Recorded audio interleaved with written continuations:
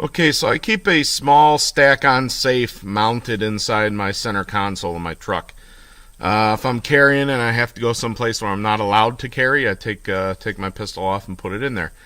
I think it's just a little bit safer than putting it in the glove box and locking it. So I have one of these in here, and I have a few others, in different parts of the house. They're usually just big enough to hold a pistol or, some papers, whatever you need to throw in them. So what happened the other day is I closed it a little too hard, like that, and what it did was it actually knocked the batteries loose.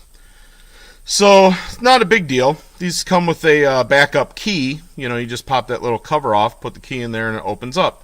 Same that you would do if the batteries were dead or whatever.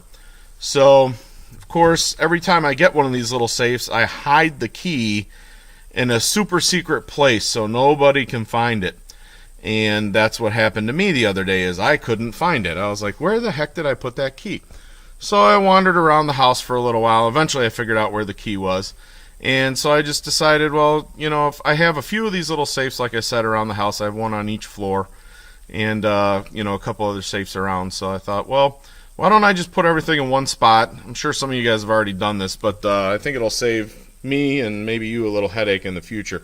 So what I did was I took all the keys for all my little safes and I just put them on a little keychain, labeled it. This one goes on my pantry safe. And I just went to the locksmith with all my keys. I checked all the keys to see which one worked for which safe. Took it into the locksmith, had him make me a set of keys. So now I have a set of keys in each one of my little safes. So, if you say have 3 safes, in safe number 1, I have a key to safe number 2 and 3. In safe number 2, I have one for 1 and 3. In 3, I have one for 1 and 2.